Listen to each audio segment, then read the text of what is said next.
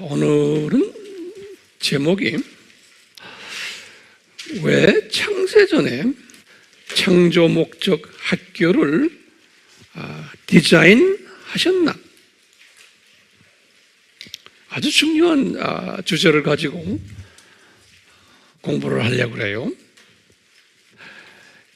지난 시간에 제가 이 말씀에서 하나님 나라가 도대체 뭔가?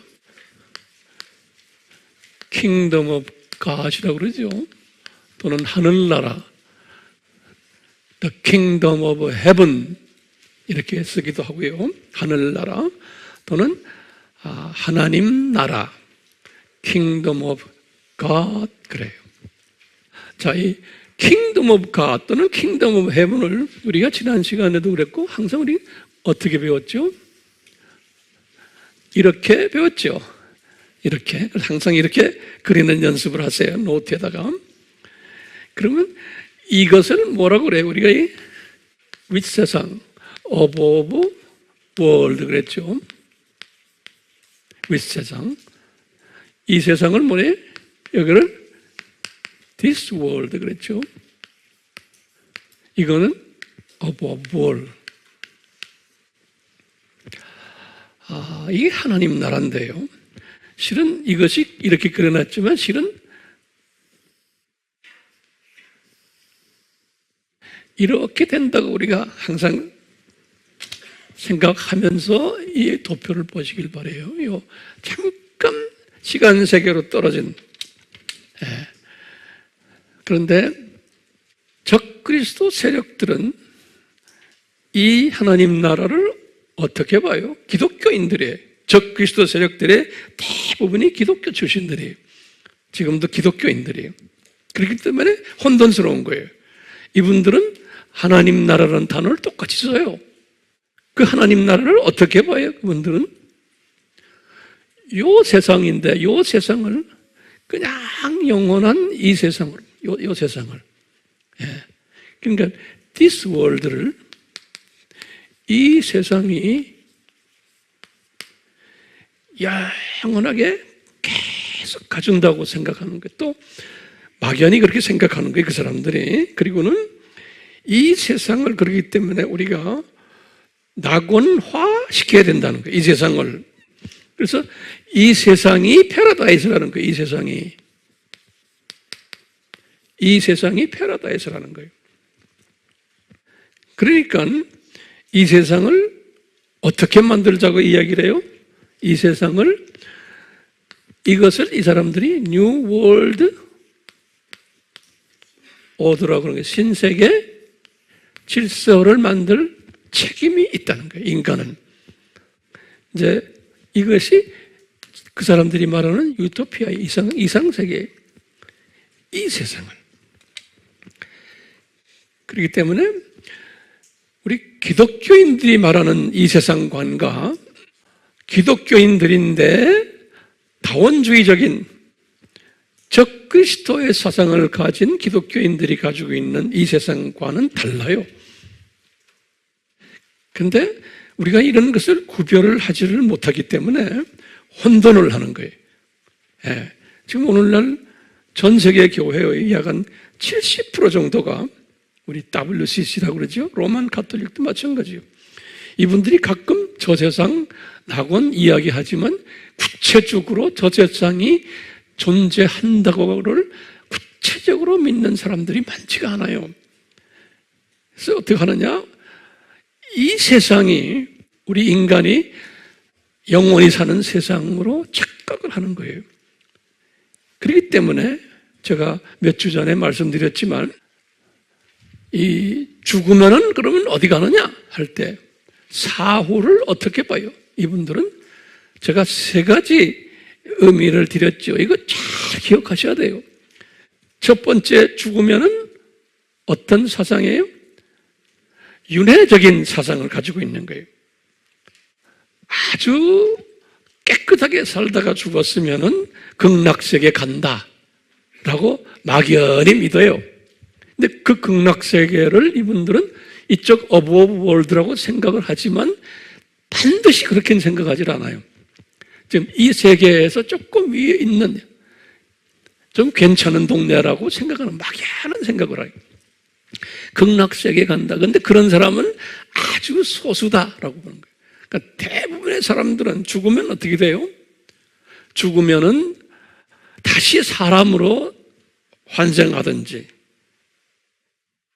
또는 동물로 환생하든지 또는 나무로 환생하든지 이 세상으로 다시 환생한다고 믿는 거예요.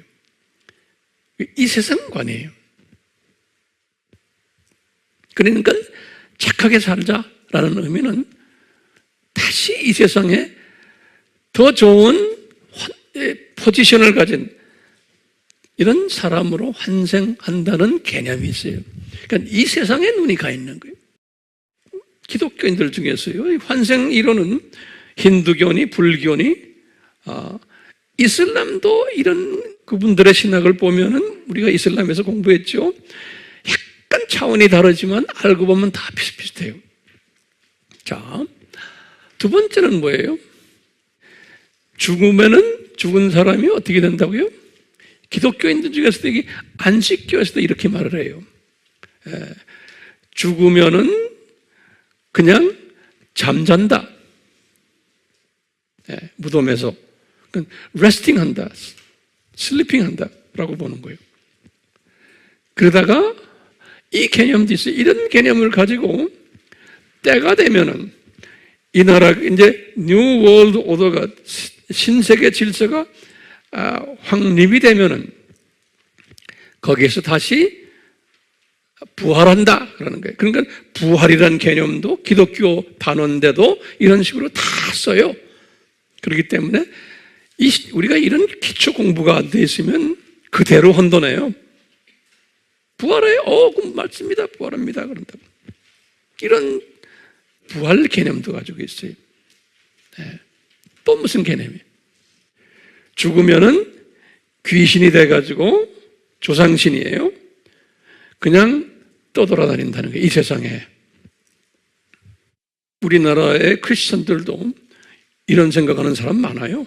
그러니까 조상에게 추석 때 제사 지내잖아요. 귀신이 돼서 여기 돌아다닌다고요. 근데 이런 그 조상신 개념은 뭐 일본, 중국, 동남아, 뭐 이 아프리카에 깔려 있어요. 자, 이런 사상들은 기독교에서 지금 말하는 하나님의 나라의 사상과 달라요. 우리 기독교에서 말하는 이 하나님의 나라는 지금 이 도표 이거예요. 이것을 더 구체적으로 말하면 이 개념이에요. 됐어요? 이 개념이에요. 근데 성서에서는 예수님께서 이 적그리스도 세력들이 나와가지고 이 개념을 열심히 가르칠 것을 성서에서 예언하신 거예요. 이 개념을. 지금 세 가지 개념이 있죠? 그것을 종합적으로 보면 이 도표예요. 이 세상이 종착역이다. 그렇기 때문에 이 세상을 낙원화 시켜야 된다. 그래서 이 네 가지 종말론 중에서 우리 기억나시죠? 어느 종말론이에요? 후천년주의예요. 포스트 밀레니얼리즘 했어요. 나머지 세 종말론은 뭐였어요?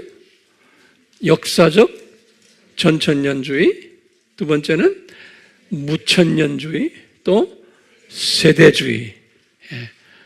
요 세 종말론 사상은 above world, this world, above world 이 사상이에요. 이 세 종말론 사상은 이 세상은 잠깐 있는 나그네 세상이다 라고 보는 그 신학 사상이에요. 그렇기 때문에 우리는 이 세 사상에 조금씩 이해가 좀 다르더라도 그것을 이단이라 이렇게 말하면 안 돼요. 그렇지만 후천년주의는 어느 사상이에요? 요 사상이에요.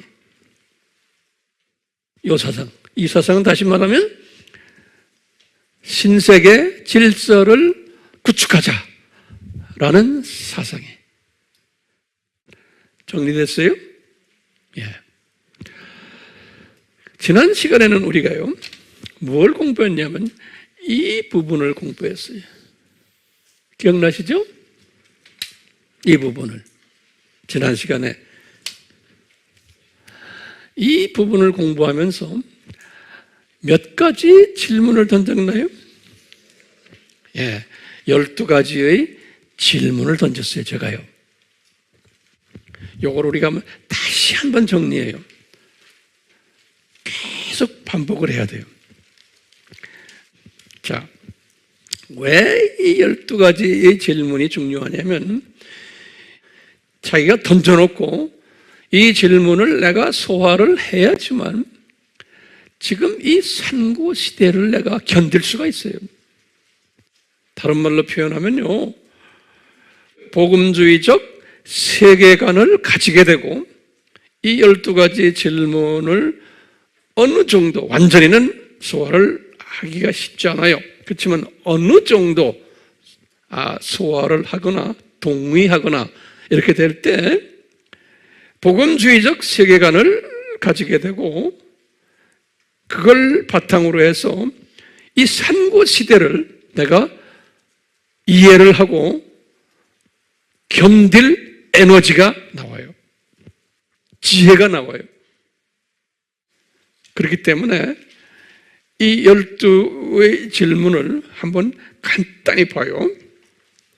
첫 번째는 뭐였어요? 왜 창세전에 십자가 예정했냐? 왜 창세전에 십자가 예정했나? 다시 한번 적으세요. 두 번째, 왜 창세 때 지옥을 창조하셨나? 자세한 설명은 제가 안 해요. 세 번째는요, 루시퍼가 타락할 것을 아셨나? 전지하신 분이시기 때문에 아셨나? 네 번째는 루시퍼를 타락할 때 왜 루시퍼 타락을 저지시키지를 않으셨냐? 전능하신 분이신데. 다섯 번째로, 이건 굉장히 중요한 개념이에요. 왜 루시퍼가 타락했을 때 그 루시퍼를 당장 지옥에 던지지 않으셨는가요? 굉장히 중요한 개념이에요. 루시퍼가 타락했을 때, 루시퍼가 지금 타락을 요때 했는데, 요때 왜 루시퍼를 창세기 1장 1절에서 지옥을 창조하셨거든요. 그러니까 지옥에다 던지시면 돼요. 이놈의 새끼하고. 그렇죠? 근데 왜 지옥에 던지지 않으셨는 거예요? 우리가 지금 질문 던지시면서 여러분들이 항상 이런 걸 묵상하세요. 계속 저는 그래요. 자꾸 묵상해요. 왜 지옥에 안 던지셨는가? 그리고는 또 질문해. 그럼 언제 이놈을 지옥에다 던졌어요? 지옥에서 던졌다가 이놈을 불목까지 집어넣는데 언제 그런 일을 하셨어요? 이 세상을 만드시고 이 세상 끝날 때 하셨어요. 이거 중요한 개념이에요.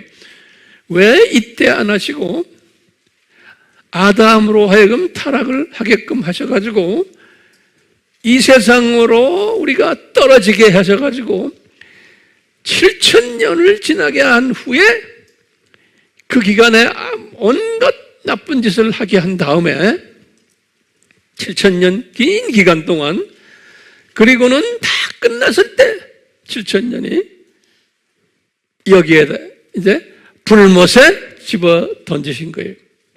예. 우리 의문인 거예요. 왜 이렇게 하셨나? 그러니까 여러분들 설명할 때도 저처럼 도표를 그려가면서 하셔야 돼요. 그래야 이게 비주얼라이즈 돼요. 입체화가 돼. 그냥 말로만 하시면 안 돼. 사람들이 소화를 못 해요. 이게 지금 몇 번째 질문이에요? 5번째 질문. 6번째 질문은 이 사탄이 타락할 때 천사들 3분의 1, 3분의 1을 데리고 타락했어요. 그래가지고 천사 사회를 만들었어요. 계시록 12장 4절에 우리가 나중에 이제 계시록 12장 공부할 때 더 자세히 공부하게 될 거예요. 자, 7번째는요.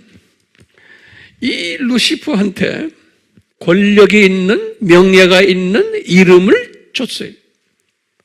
왜 이런 이름을 이 친구한테 주셨을까요? 권력이 있는, 명예가 있는 이름을 줬어요. 8번째. 왜 이 친구를 이런 이름까지 주셔가지고 에덴 동산에 아담과 같이 살게 하셨냐, 이게. 그 넓은 우주가 있는데 딴 데다 보내가지고 살게 하지 않고 왜 아담과 같은 동네 에덴 동산에 가까이 살게 하셨나, 이게. 창세기 3장 1절에 보면 에덴에 같이 있었다고 그랬어요. 9번째는요. 아담 타락을 미리 아셨나? 하나님이 아담 타락을 미리 아셨나? 10번째. 왜 아담 타락을 저지시키지 않으셨는가? 왜 아담 타락을 저지시키지 않으셨는가? 11번째. 왜 아담이 타락하는 그 즉시 예수님이 여호와께서 사탄에게 나타나셔가지고 하신 말씀이 있어요. 원시복음을 약속했어요. 사탄에게. 원시복음을. 내가 여자의 후손으로 이 세상에 내려와서 너희 후손과 십자가상에서 싸울 것을, 그래서 내가 이길 것을, 예수님이 이기실 것을. 그게 원시복음이죠. 마지막으로 12번째. 이 12번째가 굉장히 심각해요. 아담이 자기가 죄 지은 것을 알고는 에덴으로 다시 들어가가지고 생명나무는 먹으려고 했을 때 왜 삼위 하나님이 못 먹게 저지를 하셨냐, 이게. 왜 못 먹게? 창세기 3장 22절에서 24절이에요. 예. 자, 이 12가지 이 질문을 던지면서 우리가 지금 찾아내야 할 답이 뭡니까? 찾아내야 할 답이 뭐예요? 하나님께서 창세전에 이미 창조 목적 학교를 디자인하셨구나 라는 답을 우리가 찾아낼 수가 있어요. 왜 창세전이 첫 번째 질문이 창세전의 십자가 사건을 미리 말씀하셨어요. 창세전에 이렇게 하셨구나. 그래가지고 하나님의 예정된 자녀들이에요. 예정된 하나님의 자녀들을 시간 속으로 집어 던져가지고, 시간 속으로, 시간 세계로 집어 던져가지고 불편한 환경을 만들어가지고 육혼영 복을 주셨던데 그것을 뺏어버리고는 저주를 육혼영에 내리게 하셔가지고 시간 세계 속에서 이런 시행착오를 많이 경험케 하면서 현장 교육 방법으로, 눈높이 교육 방법으로 상황화 시켜서, 상황화에, 이 상황화를 영어로는 contextualization이라고 그래요. contextualization이 아주 긴 이건 상황화라고 그래. 상황화.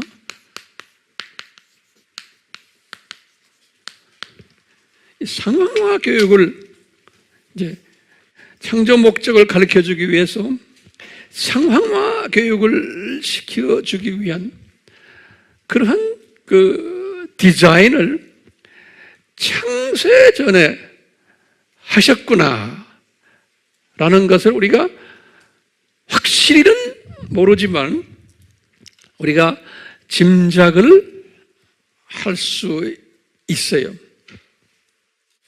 이 12가지 질문을 가지고요, 다시 한번 제가 한 10가지 정도의 부분에서 묵상을 하게끔 제가 깨달았어요. 그래서요, 지금 이 창조 목적 학교 창세전에 하셨다는 이 개념을 가지고 한 10가지의 묵상 제목들이 있어요. 그러니까 여러분들도 이걸 항상 묵상하세요.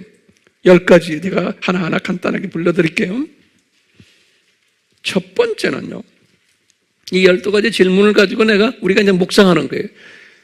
왜 이제 창세전에 이것을 준비하셨을까요? 첫 번째 묵상을 이렇게 하는 거예요. 아하, 창조 목적이 대단히 중요하구나. 창조 목적의 중요성과 또 절대성과 또 이 창조 목적이 하나님의 자존심과 연계되어 있구나 라는 것을 묵상하는 거예요. 창조 목적이 하나님의 자존심과 연계되어 있구나, 이것을 묵상하는 거예요. 저는 이걸 묵상을 매일 해요. 두 번째는요, 하나님이 지금 이 창세전의 이야기예요. 창세전에 이게 디자인하셨기 때문에 하나님이 장차 만드는 이제 창조할 하나님의 자녀들이에요.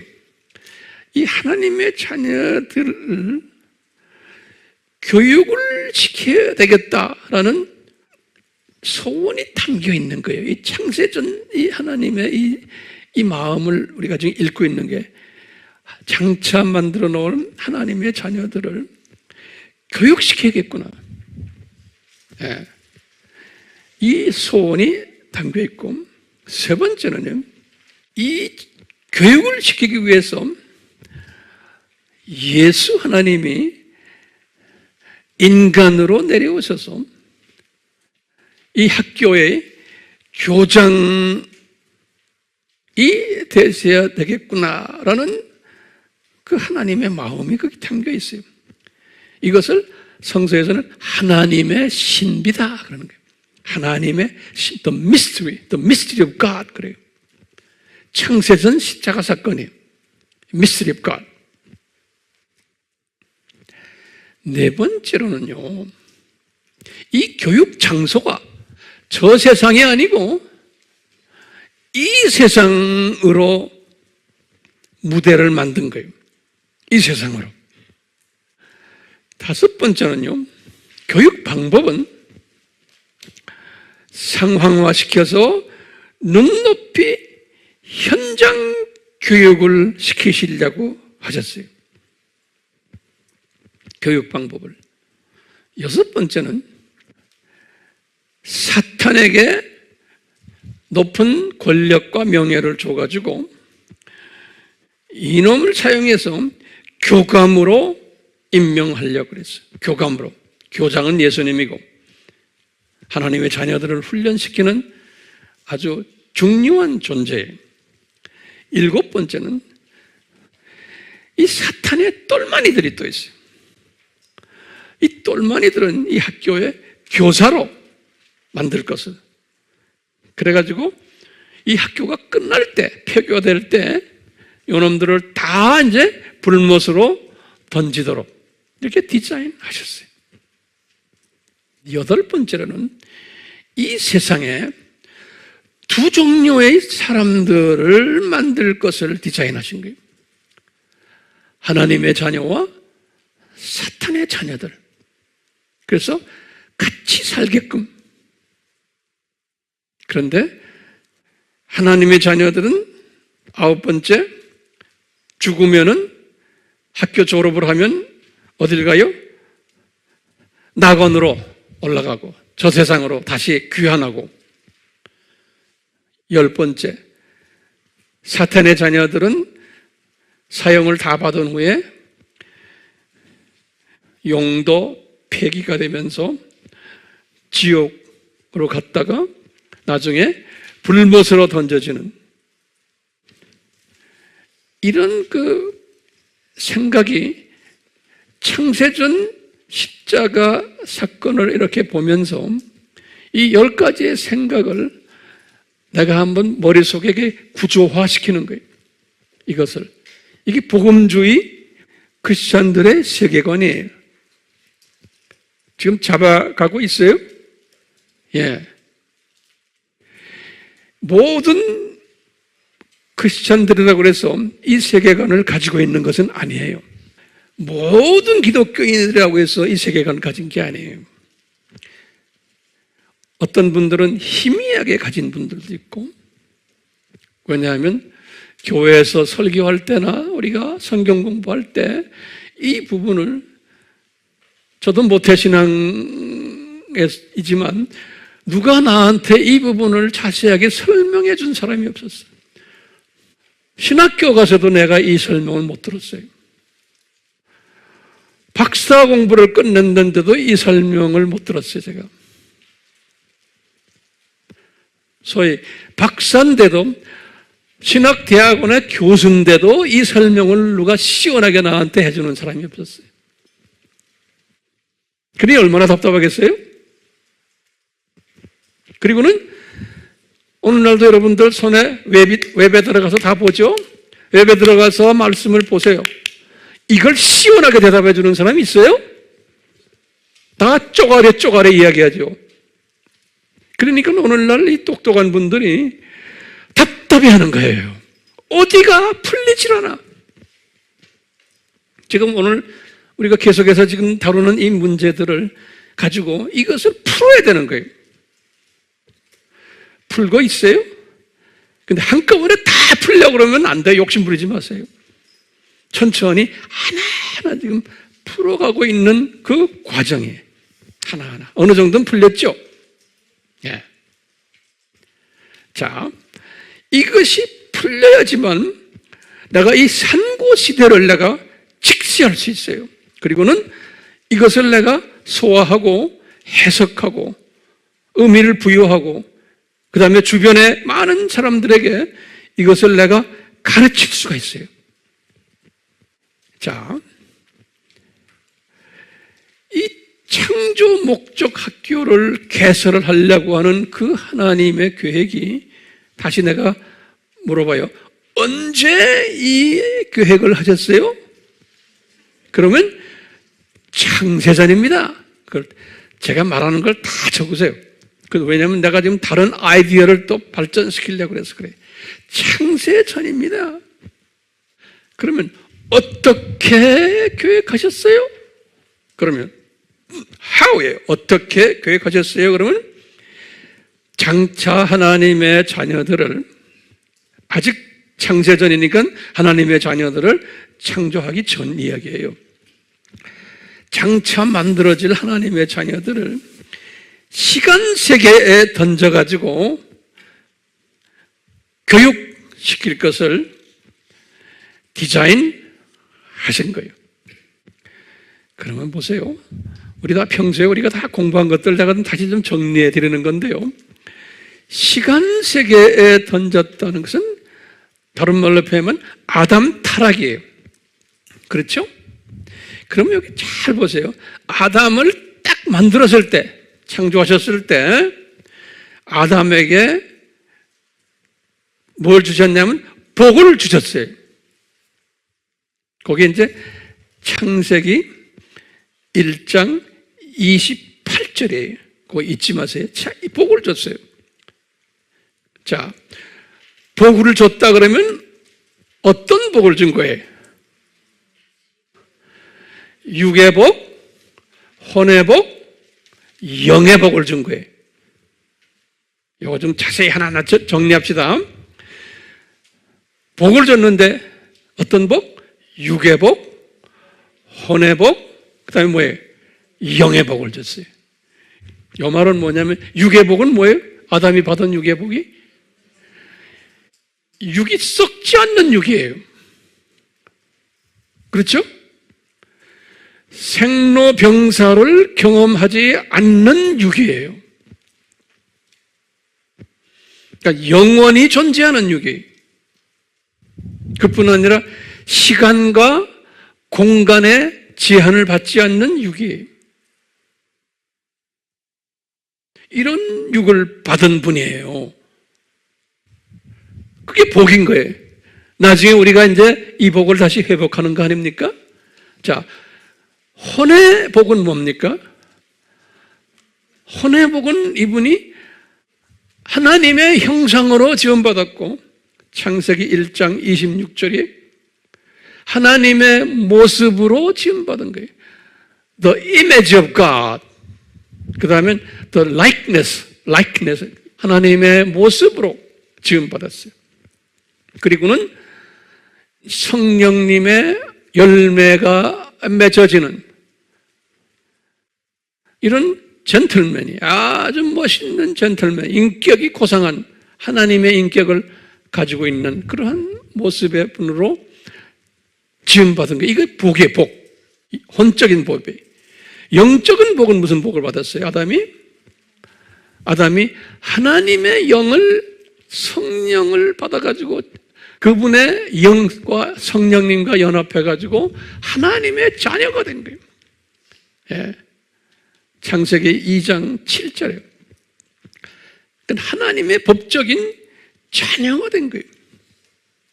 이게 복 받은 거예요. 근데 창세전에 이분에게 이 복을 던져준 다음에 그 다음에 사탄을 사용해가지고 요 복을 빼앗기도록 디자인하신 거예요. 그래서 타락했다는 의미는 복을 빼앗긴 거예요. 그것을 성서에서는 저주 받았다 그러는 거예요. curse, 저주 받았다 그러는 거예요. 그러니까 저주가 어떤 저주예요? 육의 저주를 딱 받은 거예요. 그래가지고 육의 저주가 어떻게 됐어요? 시간 속으로 떨어져 버린 거예요. 육의 저주가. 그게 이제 창조 목적 학교 입학한 거나 마찬가지예요. 그러니까 그때부터 이제 육이 나이가 들기 시작하고, 이분이 930세에 죽었잖아요. 그리고 날로 나이 들어가면서 930세에 죽고, 열심히 일을 해야지만 먹을 것이 있고 땀을 흘려야지만 생로병사의 경험을 하는 존재로, 그게 저주인 거예요. 저주. 혼의 저주는 뭡니까? 이분이 벌써 그분의 아들들 봐도, 가인을 봐도 알잖아요. 사탄의 성품이 이미 들어가 버린 거예요. 영의 저주는 뭡니까? 하나님의 자녀권을 잊어버린 거예요. 이렇게 저주를 받은 이 세상이, 다시 말하면 지금 이 세상은 사탄의 자녀는 관계없어요. 하나님의 자녀들이, 복을 받은 하나님의 자녀들이 이 블레싱이 이때 있었는데 이제 curse를 받는, 저주를 받는, 그리고 또 블레싱으로 다시 회복하는. 그러니까 이 세상은 curse, 저주를, 하나님의 자녀들이 저주를 받은 세상이에요. 그래가지고 창조 목적을 교육받는 장소가 이 세상인 거예요. 그래서 저주를 받은 하나님의 자녀들을 복으로 회복을 시켜줘야 되잖아요. 그냥 저주에다 던져버리면 안 되잖아요. 그래서 회복시키는 그 회복 디자인을 언제 했어요? 창세전에 한 거예요. 회복 디자인까지. 그 창세전에 누가 이 세상에 내려와서 회복시켜 줄 것을 디자인했어요? 성자 예수님께서.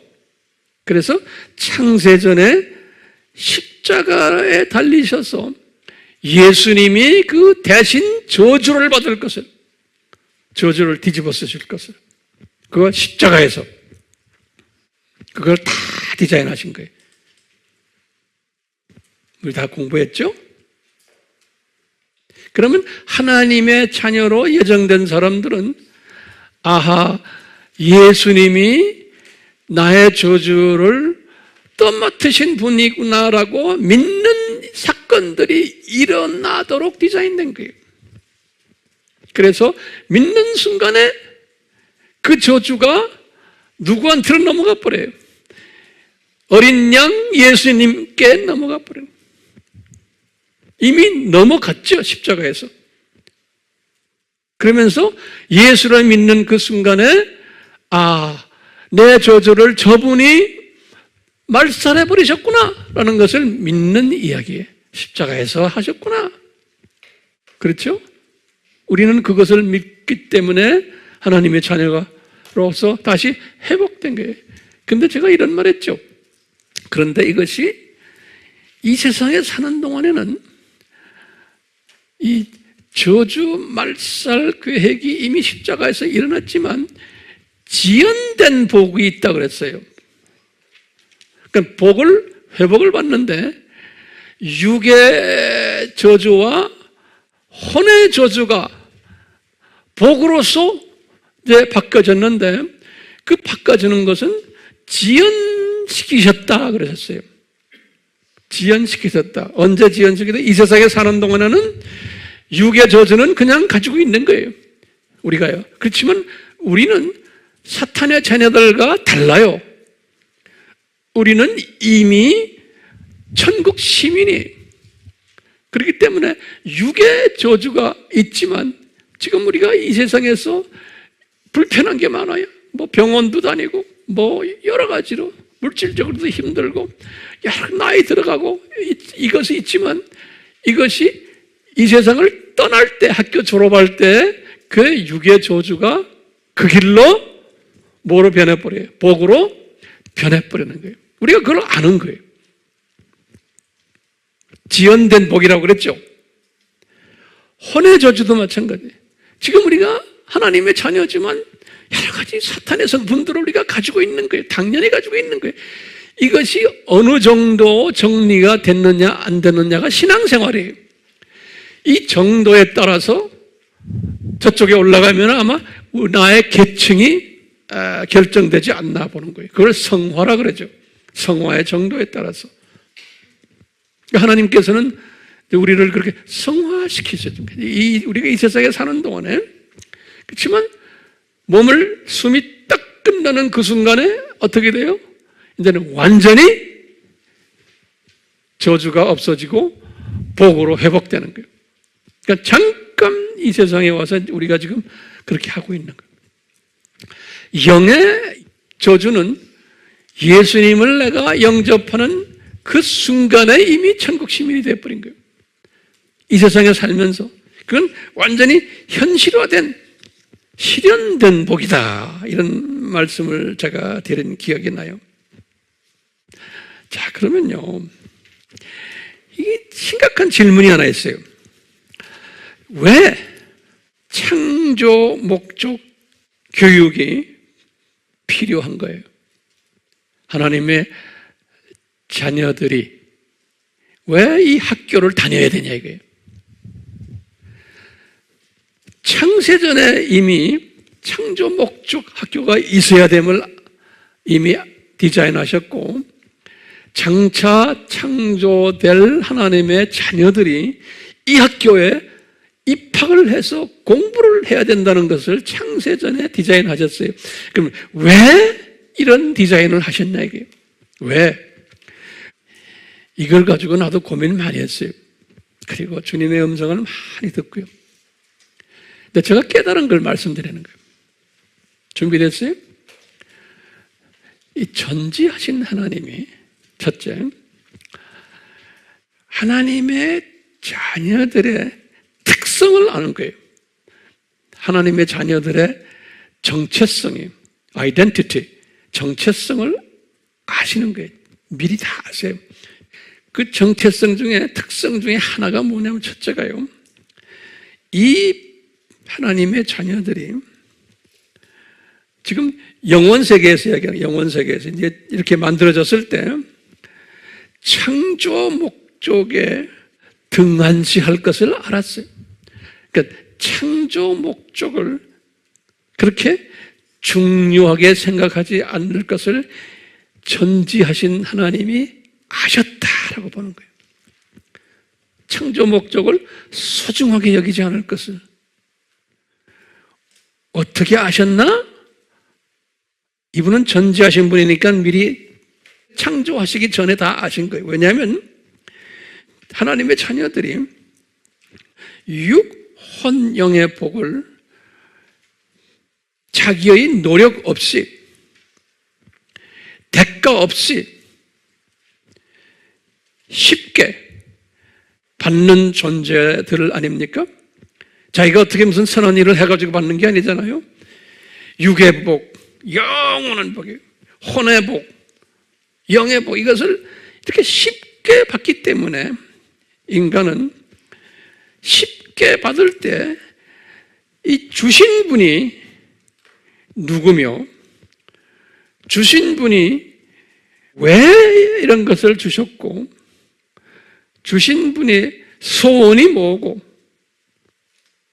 또는 주신 분의 최대의 관심사가 무엇인지에 대해서 별로 신경 안 쓴다는 것을 아신 거예요. 무관심할 것을, 등한시할 것을. 제가 다시 말해요. 요거 지금 중요한 이야기죠. 전지하신 하나님이 장차 피조물을 만들어낼 텐데 하나님의 자녀들을 창조하신 것은 분명히 창조 목적이 있기 때문에 하시는 거 아니에요? 창조 목적이 있는데 이 창조 목적이 뭐예요? 창세기 1장 28절에 딱 있어요. 창세기 1장 28절 우리 항상 알죠?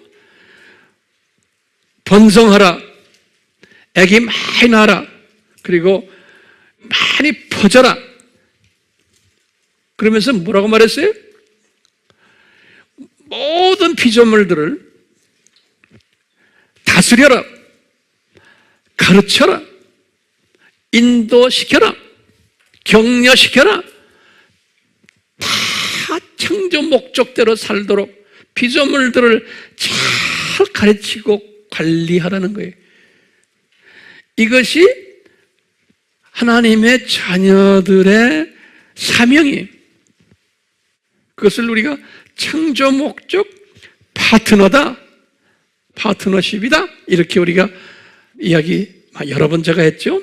그러니까 우리가 이제 이 창조 목적 학교를 끝난 다음에 이제 저 나라에 올라가면은 우리는 이 일을 계속 할 거예요. 저쪽 동네 올라가서도 굉장히 바쁘게 살 거예요. 그런데 피조물들인 이분들이 이런 모든 육혼영의 이런 그 엄청난 복을 받고 또 이런 그 특별한 조합을 준 거예요.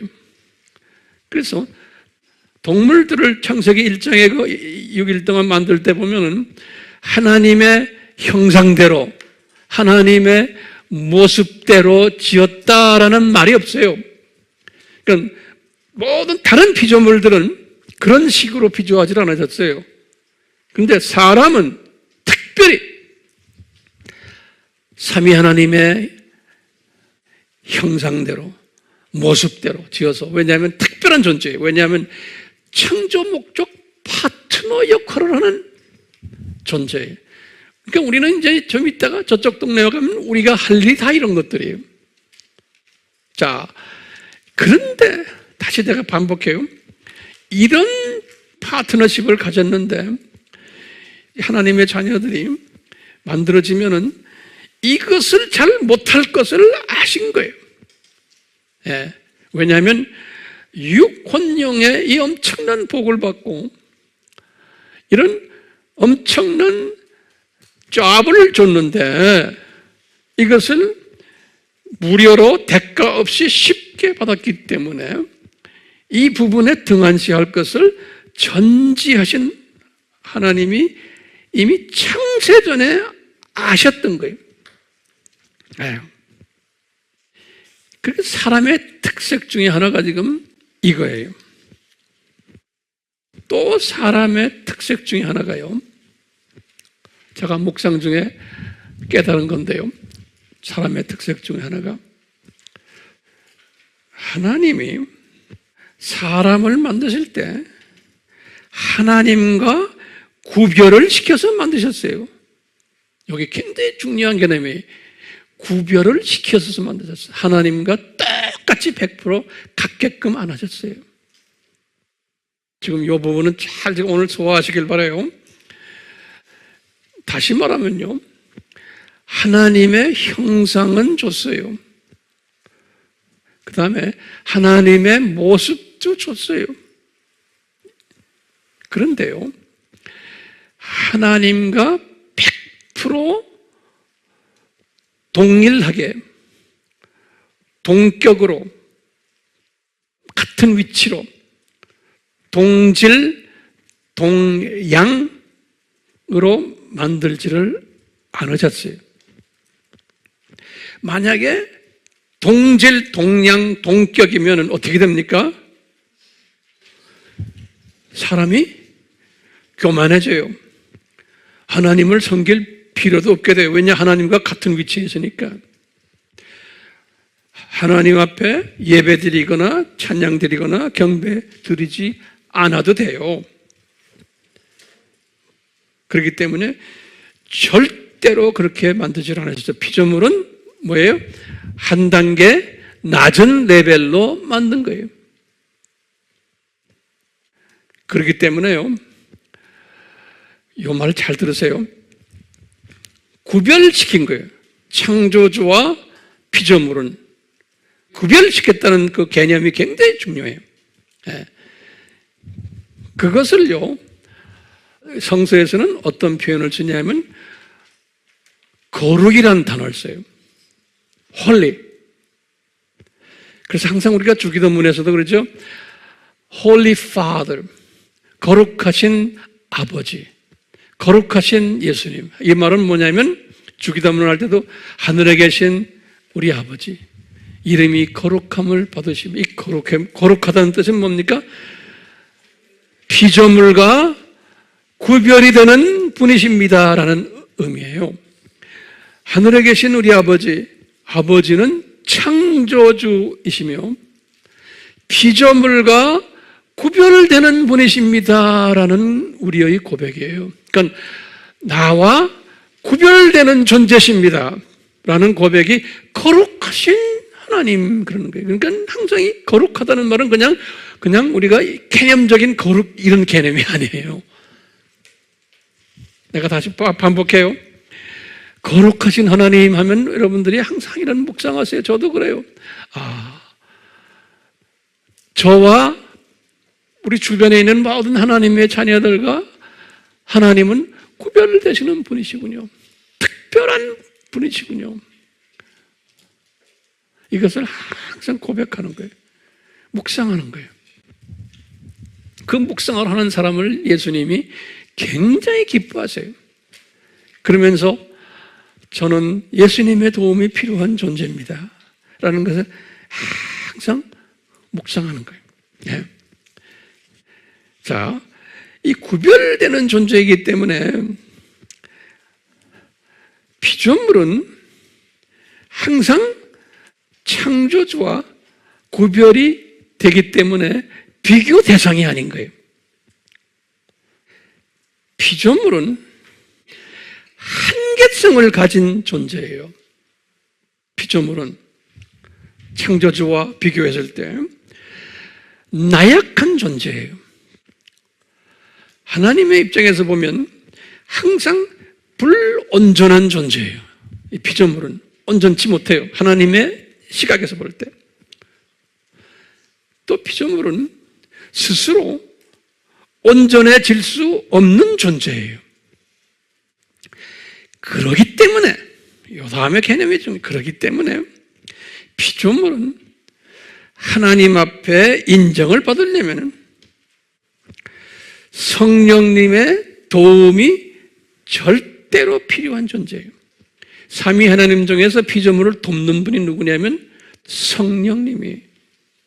그러니까 성령님을 통해서 성령님이 예수님께 힘을 주셔서 예수님이 돕는 일을 하지, 실제 돕는 자는 누구예요? 파라클레토스. 요한복음 14장 16절에 파라클레토스가 무슨 뜻이에요? 돕는 자라는 소리예요. 성령님이에요. 그렇기 때문에 우리 피조물은 성령님의 도움이 절대로 필요한 자예요.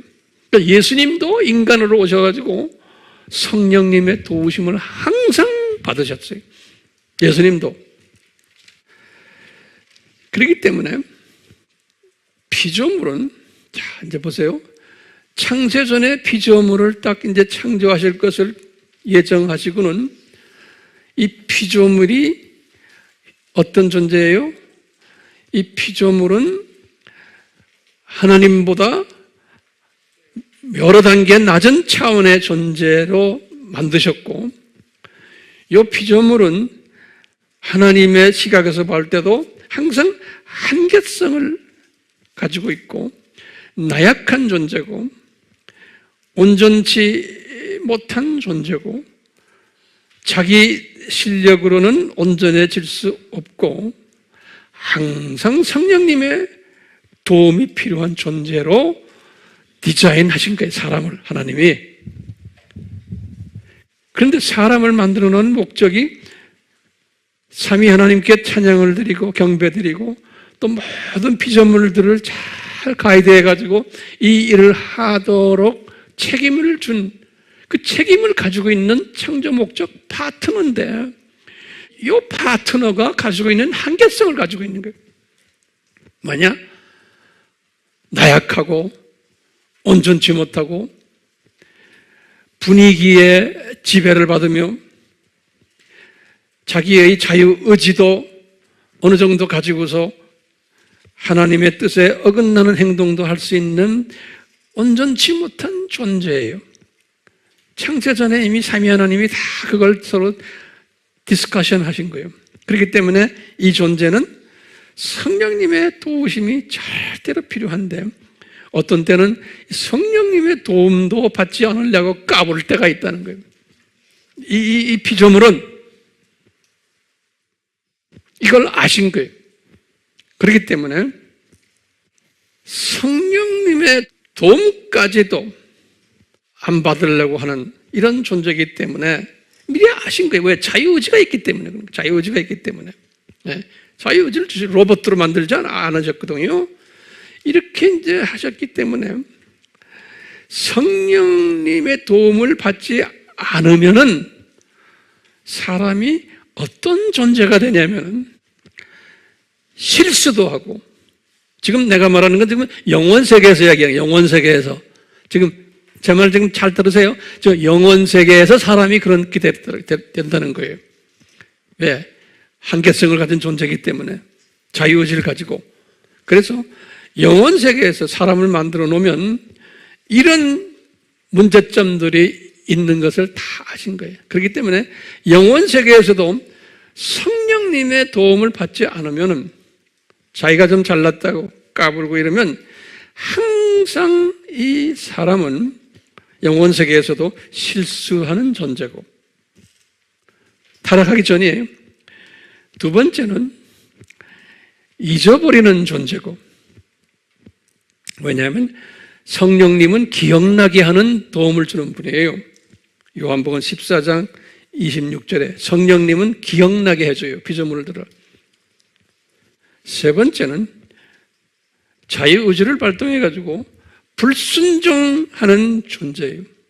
아담이 벌써 영원세계에서 불순종했잖아요. 영원세계에서. 네 번째는 인간은 이기주의를 추구하는, 자기 이익만 추구하는 존재예요. 영원세계에서도. 다섯 번째로 자기 만족만 추구하는 존재예요. 영원세계에서도. 여섯 번째로 자기 영광을 추구하는 존재예요. 다 이런 한계성을 가지고 있는 존재들이에요. 7번째로 사회성이 약한 존재예요. 삼위 하나님은 사회성이 굉장히 좋아요. 삼위가 아주 역동적으로 관계를 맺는데 인간은 자기 중심적인 게 있어요. 피조물들의 약점이에요. 8번째로 이 시각의 한계성을 가지고 있는 존재예요. 영혼 세계에서도 어떤 하나님의 자녀는 영혼 속에서 두더지 시각도 가지고 있는 존재도 있고, 9번째로 피조물들은, 하나님의 사람들은 참새 시각도 가지고 있는 존재들도 있어요. 계층에 따라 다른 거예요.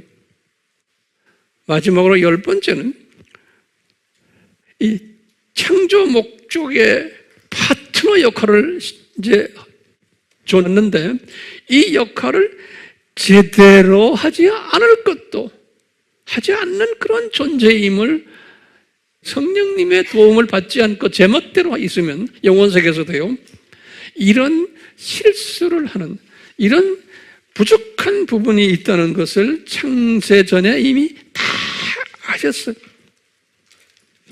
그렇기 때문에요, 영혼세계에서도 뭐가 필요하냐면요, 이 말 잘 들으세요. 영혼세계에서도 하나님의 은혜가 필요해요.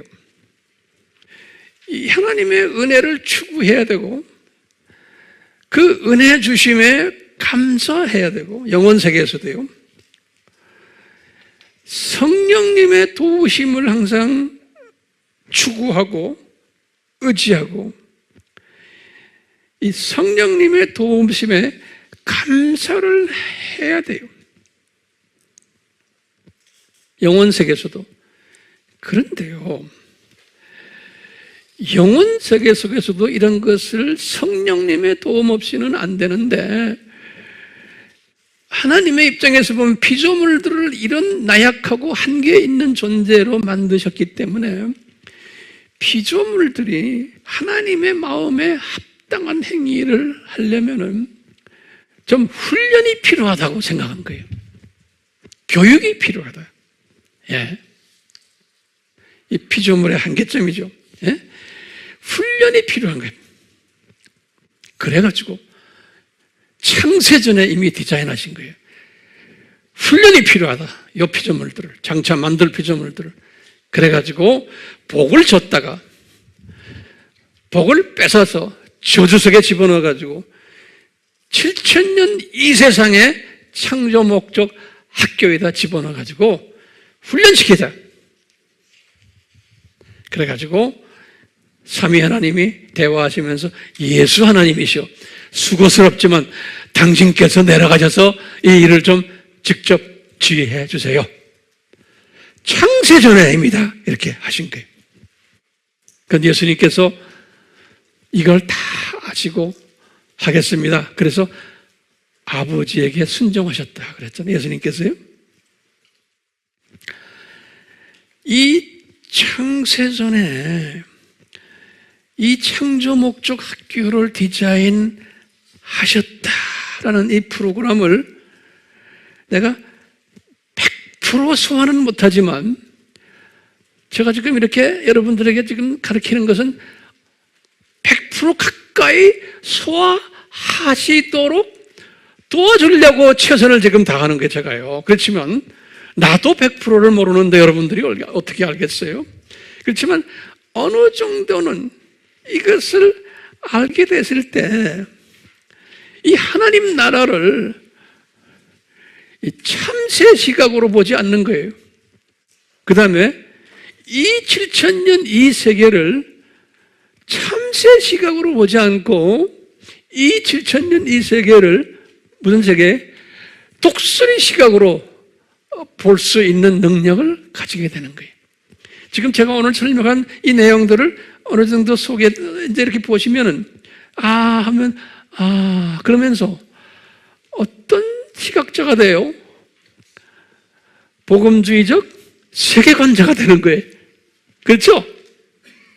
복음주의적 세계관자가 되면서 이런 세계관자가 된 사람은 어떤 것, 이 세상 오늘날 지금 일어나는 이 모든 이 산고들을 보는 시각이 독수리 시각자가 되니까 독수리 시각자를 제가 다른 말로 표현하면 전천후 시각자예요. 전천후. 이 전천후 시각이란 말은 뭐냐면 내 시각에, 눈에, 이 시각에 성령님의 기름 부으심이 있어가지고 이게 그냥 팍팍 돌려지는 거예요. 다시 말해, 현미경 시각으로 봤다가 쫙 동시에 무슨 시각이에요?